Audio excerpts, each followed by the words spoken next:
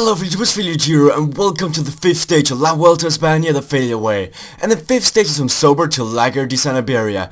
And today's stage is going to be a mix between hilly and mountain stage.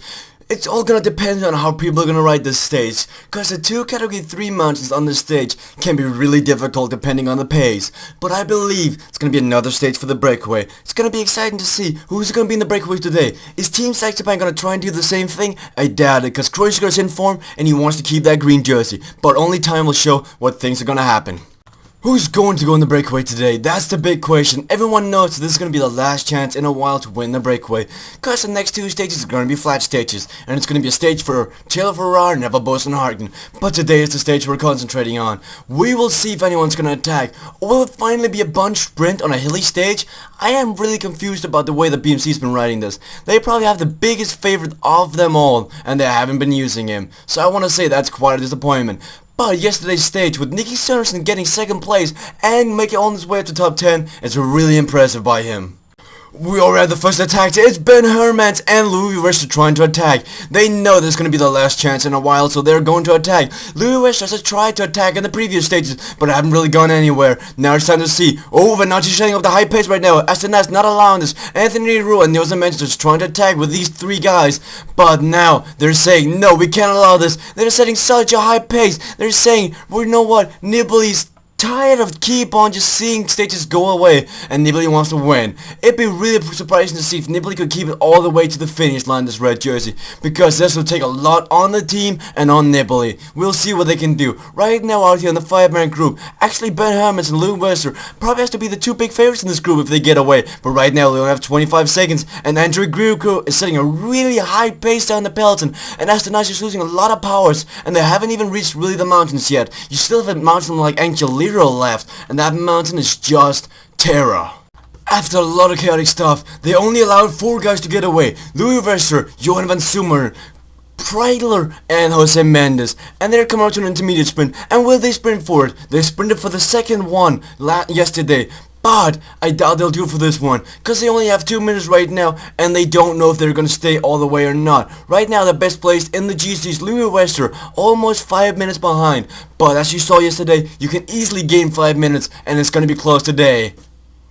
Spanish TV forgot to give us TV pictures of that category 3, but we can tell you that Preidler won that one in front of Louis Wester and Johan van Summer, and Jose Mendes got 1 point. So down the peloton, the pace actually increased quite a lot from Astana, and you can definitely feel that in some rider down the peloton. So it's going to be interesting to see if they can keep up this high pace and maybe catch the breakaway and let a chance for the big favorites to win this stage, because the next 2 stages are going to be sprint stages, and then they can relax. So maybe they can use a lot of efforts today and then relax later on. It actually looks like it's gonna be a bunch sprint for this stage, or at least the winner's gonna be in the peloton, cause right now the breakaway's only got 3 minutes and 30 seconds, and with 55 kilometers left, that's gonna be easy to catch up. And I've heard from the Team Saxobank vehicle that Roman Kreuziger's got amazing legs today. He's really gonna sprint for this one, or maybe attack in the category 3. The category 3 though is 30 kilometers away from the end, so it's gonna be a 30 kilometer time trial if he decides to attack, so I think they have to make some decisions down the vehicle. In the front right now, it looks like they can't really work together, but Igor and Tony, we just hear that he's fallen from, you can tell. That's a big helper from Samuel Sanchez falling right there, and he's getting driven over by a bunch of guys down here, and I bet that's gonna hurt. We are having attacks down the peloton before the mountain even hit. Fabian Cancellara, Nusantini and Gerrans are trying to attack, and these guys are familiar faces so far. They've all tried to attack before, but now Team Saxobank is trying to pace. I think that they got news about Kreuziger's good legs, and they're just saying, you know what, we're gonna try and see if we can win today. It's gonna be exciting to see if they can actually catch this breakaway. Now Luz and Sanchez trying to attack with even Paso and Yelfanander. This is really strong guys attacking right now, but I doubt it's gonna be too late. And not on a stage like this, it really wouldn't work in my opinion, but we'll see what's gonna happen. It looks like Tossato is really setting a high pace right now. But Saxobank has got a brilliant team for pacing like this. They have so many guys who can take big turns and do a lot of pain the rest in the peloton. It's going to be exciting to see of this category 3, how many guys are going to get dropped, anyone going to attack, or this Saxobank Tinkoff pace going to destroy everyone. Right now the 4 guys in the front got 2 minutes and 20 seconds, while the 4 guys in between has got 40 seconds. It's really interesting to see if these guys can keep it. I doubt it though, cause Sark, Roach, and Sorensen is trying to pace for him right now. And we see Andrew Grifker trying to attack apparently. Why is Grifker trying to attack? Oh, I think he's just, he's falling behind now. I think he was just trying to take a pace, but the high pace from Saxobank Tinkoff is doing it all for him. Oh, Jorn Van Sumeren wins the bunch sprint up here. They actually sprinted forward, so that means Van Sumeren's now got like 12 points, but Jose Mendes is trying to attack the downhill, and the peloton is cracking up right now. The peloton is actually cracking up right now. Oh, this is so close. Can they do this? 2 kilometers left, actually 30 kilometers left, but 2 minutes difference. This high pace from the Team Saxobank Tinkoff, they really want to do something good. They know that they're going to have 2 rest stages technically, because they don't really need to do anything in the next couple of stages. They're really setting a high pace with almost their entire team. I really think Kreuziger is going to do something in the end. The end is uphill, so you never know what's going to happen, and Kreuziger has already shown that he can sprint. Oh my god, there's 4 guys in the front right now with a minute. Oh, can they do this? Someone's getting dropped from 3 guys in the front. It's only Mendes, Verster, and Predler. But I doubt it's really going to work because they have 2 minutes. But it looks like these guys just can't catch up. Even though Saxobank's setting such a high pace, it's too late and they're not catching anything really. They need to set a higher pace than this. 20 kilometers left. Can they do it? It's going to be right on the line if they're having to get caught or not. Right now, this high pace is so unbearable for some riders. 42 guys have gotten dropped into Grupetti now. I want to see how many sprinters gotten dropped already. Because the end is going to be a sprint between the favorites. We see Gilbert still up here, and he can definitely sprint in the end, but you never know, because when sprinters like this, it's just about who has the best legs, it's not who's got the best abilities. But the high pace from the Team Saxobank Tinkoff is really killing some riders in the peloton, and right now it really helps to have good legs. In the front, 4 guys now. Van Sumeren actually caught up to him again, it looks like. Oh, Simon Gerrans is taken away from these 3 guys. Simon Gerrans is going all alone, but he only have 1 minute 23 seconds. It's not enough. I doubt it's enough. We'll see if it's gonna be enough with 1:20 left. Oh, 5-man group in the front right now. Simon Gerrans needs to go even faster. I think that if Simon Gerrans was in the peloton, he might have had a better chance of winning this, but he doesn't know that this was the way it's gonna be. Now Saxobank's really setting a high pace. They're doing all Astana's work right now, but Roman Kreuziger really wants to keep that green jersey or maybe even extend his lead. He could potentially win this stage. I really believe he could win this stage. Let's see what they can do. 1 minute left. A minute difference with 12 kilometers left. They need to set that pace even higher. They need to use everything they've got to set this pace higher. Cause 1 minute left with 11 kilometers. This is gonna be right on the line. It's gonna be so close in this final kilometers.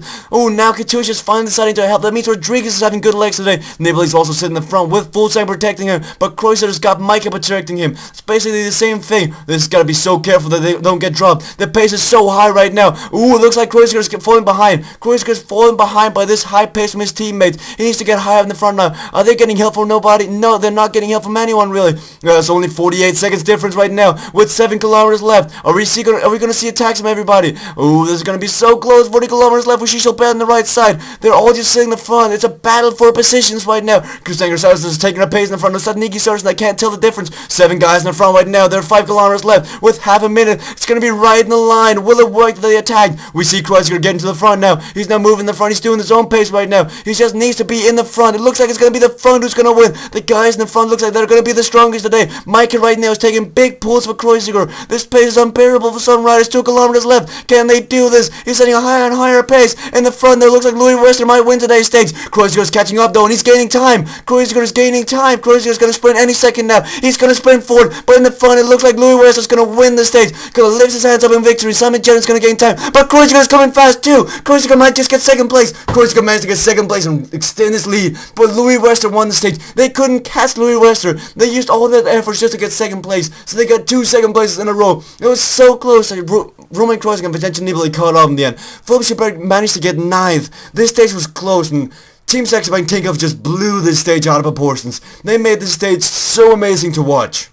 Louis Wester was lucky he won that one because Roman Kreuziger was coming so fast, and so was Nibali. It's a really exciting sprint, but that means that Kreuziger's now got the green jersey by quite a lot of points, so that's really nice of him. But we'll see, there's 2 sprints coming up, and Kemp around Neville Bosenhagen maybe take that away from him. Does this mean that Kreuziger's moving up? No! Nibali still got this one by 31 seconds down to Bittencourt, and Kreuziger actually moves 1 spot up. He actually takes some time on Nocentini to move 1 spot up, but he wants more. 1 minute 11 behind Nibali. He's showing that he's just as strong as Nibali, and can he win this? He's got 9 points down to Nibali in the green jersey, and he needs to win those mountain points or the mountain stages, cause if Nibali wins those, he's gonna take that green jersey, and that green jersey is gonna be an exciting battle to see between Kreuziger and Nibali. And Kreuziger has still got this overall mountain classification. He's had for quite a while now. And what about the young classification? I don't believe anything changed in that one. I still believe Bittencourt's got that one in front of Micah, but you never know what's gonna happen in that one. People might have abandoned.